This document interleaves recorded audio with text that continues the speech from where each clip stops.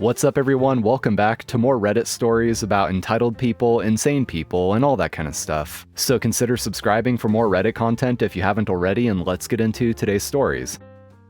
Refusing to lend my friend my house for her wedding after she asked me for a paternity test, resulting in her having to cancel the wedding.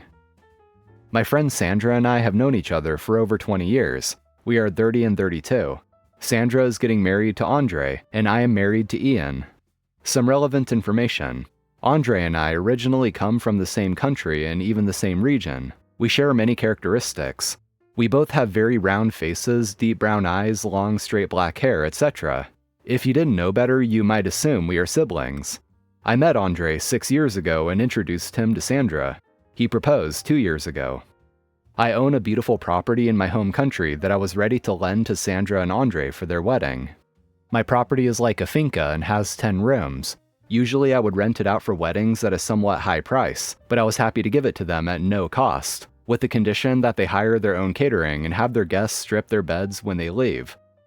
The issue: 3 months ago Sandra became more reclusive. She wouldn't answer my texts and we didn't meet up. 2 weeks ago she appeared at my door with Andre. They sat us down, my husband included, and said she suspected that my daughter is actually Andre's biological daughter, and requested a paternity test for peace of mind. I was so shocked that I couldn't say anything. My husband got angry and raised his voice, telling Sandra that she was being absolutely stupid. Sandra pointed out that my daughter looks like Andre. I explained that it's because me and Andre look alike. She kept shaking her head, saying my daughter would look more like my husband and not like my exact copy. The evening ended poorly. I agreed to the test if they paid for it. The results came back last Friday, showing that Andre was not the father. We also did a test confirming that my husband is the father. Sandra cried and tried to hug me.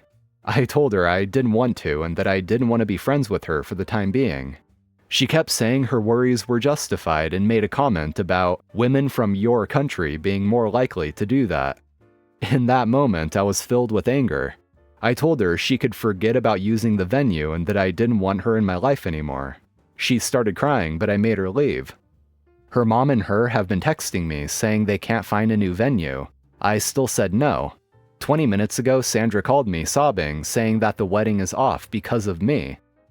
Edit: Andre was not chill about this. He seemed exasperated. He was quite upset and basically just agreed to the test so she would drop it. Update: they are no longer together. Sandra just wrote me an email apologizing, and for some reason PayPal'd me 25 euros.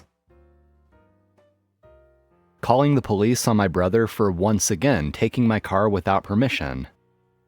Bit of background: I am a 36-year-old female. My brother, 24, has been helping himself to my car for almost a year now. I initially lent him the car to drop his girlfriend home a couple of times when I was unable to drive her. But since then, he's been taking it without permission and has brought it back damaged several times, and one time left it in a car park where it received a few parking tickets and was broken into. I've woken up quite a few mornings and went to go to work just to find my car is gone. I have warned my brother many times that if he ever takes it again, I would call the cops and report it stolen and press charges. Despite my brother being on parole for drug-related offenses, this threat has never deterred him. Well, yesterday I had enough when I was on my way to work once again and saw my car missing. I reported it stolen. I gave them my brother's name and a photo of him, and he was picked up by the cops.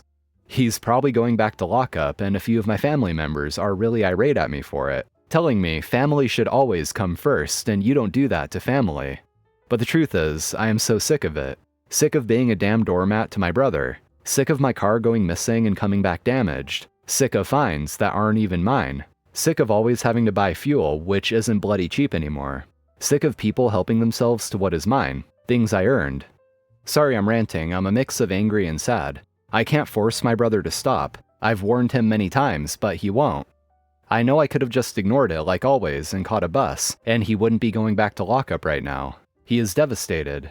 But I also feel like I needed to back up the threat of reporting it to the cops, even if it really hurts my brother and the members of my family who think I'm an a-hole for dogging on him. I feel guilty, but also like I did the right thing. I'm confused. Yeah, I think the fact that OP is conflicted about this, but also feels like she kinda did the right thing is perfectly normal, because of the fact that it's her brother. When it comes to family, this kind of stuff just gets more complicated. Because obviously, if it were almost anyone else doing this, it'd be a no-brainer, just, call the cops, report it stolen because it was stolen.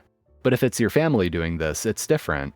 You want to give people a chance, and you do. But eventually it becomes clear that they're obviously just taking advantage of the fact that you're family and they don't think you're going to do anything about it. And OP did give him plenty of warnings, and he obviously just didn't think she would follow through on it. So if anything, this did send a clear message, and I doubt he's going to do this again. Staying in a hotel and selling my house because junkies keep targeting my home. 4 years ago, I accepted a job and bought what my husband and I thought would be our forever home. A large, not huge, well-kept home in a historical part of an older town. Other homes around us were also in good condition with attentive owners, although the town as a whole is a bit economically depressed since a major employer left over a decade ago. Our house is nice, but it's not really different from the others on the block, and it's probably the smallest and least fancy on the block. We put up a 6-foot privacy fence because we were worried about our dog bothering pedestrians, or kids who might stick their hands through a different type of fence. In hindsight, I wonder if this type of fence was a huge mistake. Anyway, the pandemic hit, and my work went fully remote. Also, my employer informed me that I was slated to be let go at the end of the year due to financial problems during the pandemic. Depressed that I was being let go soon after buying a home, my skin was crawling to get out of town. My husband and I left to work remotely at a family home elsewhere. Before the year ended, though, my employer reconsidered their financial position and asked me to stay. While we were out of town, our home was thoroughly burglarized. The police did a good job investigating and caught one of the burglars using fingerprints. We came to find out that this person lived in an apartment building a few doors down with a clear view of our home. Although other people were involved in the burglary, the person who was caught refused to identify the rest of them. This person also had a long record of arrests for meth possession, which makes sense when you consider that they were so low as to steal half-used toiletries from our shower. They took everything. It's been deeply depressing and debilitating, and the physical stuff they took is only a small part of it. The loss of security in your own home is a terrible feeling that I couldn't have fully understood if I hadn't experienced it. Even though we've installed a security system, I never feel fully safe at home anymore. I started sleeping with the lights on and worrying about whether I gave off enough clear signs that we were there, so people wouldn't try again while we were there. But they have tried again repeatedly. My husband is away a lot for work, so I'm often in the home alone. It's gotten to the point where I can't stand to be there alone. Once they tried to break in while I was asleep at night alone, setting off our alarm just before sunup. Another time, we came home and could tell they had tried again, pulling garbage cans to climb over our padlocked security fence and into a hidden part of our yard, near the side of the house where they got in the first time. Recently, they were so brazen as to come 3 times in broad daylight, and one of them kept loudly banging on my door and repeatedly ringing my doorbell, trying to convince me that one of them was a door-to-door salesman, while their junkie friends drove back and forth in what I can only presume was a getaway car. The guy was clearly high and eerily sang aggressively at my doorbell camera when, in his perception, I ignored his attempts to get me to open the door. He did not care about being on camera. The police actually showed up while he was still on the scene and confronted him, but couldn't arrest him since at that point he was only attempting to convince me to open the door. We've come to the conclusion that we have no option but to move. What's crazy is that none of our neighbors are having these problems. It's like these junkies got in once and now are fixated on our home. It's terrifying how brazen they are and how little they seem to care about potentially being caught. I am terrified thinking what might happen if they actually got in while I was there alone. They seem totally irrational. Nothing seems to deter them. Not a serious security system with cameras, not being confronted by police, not one of them being arrested, not the presence of dogs. Nothing has worked. I can't believe I'm being hounded out of our lovely home. My husband is away and I'm staying at a hotel tonight, which is another upsetting expense, because it's gotten too upsetting to be alone in the home. It's also a mostly rural area with few homes for sale, so we are looking at homes we don't like as much just to get away from these people, who for some reason will not stop harassing us. I feel like it's causing me to become depressed in the technical sense. After the last time the police came, I left town and went to my parents' house and stayed in bed for 2 days. For some reason, I felt like all I could do was sleep. I never would have imagined something like this would happen to me in that lovely house on that nice looking street. And again, it's not happening to our neighbors. Why don't they just leave us alone? Is it because they know I'm alone so much? Why are they doing this? It's overwhelming and devastating. Abandoning my parents on an island in the Caribbean so I could get back to our cruise on time. I graduated high school back in December. As a gift, my parents got me a cruise. It was also for my 18th birthday. It was also a family vacation.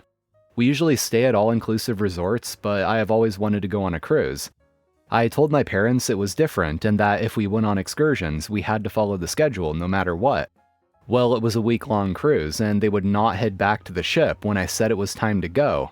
They were busy shopping and bargaining with the locals. I finally said that I was heading back to the ship. My mom waved me off. They missed the departure. By a lot. Like 45 minutes. They got a hold of me through WhatsApp. They wanted to know why I didn't get the boat to wait for them. I wanted to scream that they were not going to inconvenience 3,998 people because 2 could not understand what a schedule was. They ended up having to fly to the next port from there, and it was expensive. They are pissed at me for leaving them behind. I don't know what I was supposed to do. They literally told me that they knew what they were doing. Yeah, honestly, what was OP supposed to do? I mean, they obviously didn't listen to OP saying they needed to get back to the ship. And I don't know much about cruises, but I'm going to guess that they don't delay departures just because a couple irresponsible people aren't back on the ship in time. I would imagine it's one of those things where it's kind of your own responsibility to make sure you're on time, and if not, that's for you to deal with and you have to fly to the next port to get back on the ship. So it's almost like OP's parents are just mad at OP for not missing the departure with them. I mean, there's nothing else that could have been done. Alright guys, that's going to be all for today. Thank you for watching, I appreciate it. And as always, if you enjoyed, be sure to hit that like button and subscribe to the channel if you haven't already for more Reddit content like this. So take care and I'll see you in the next one.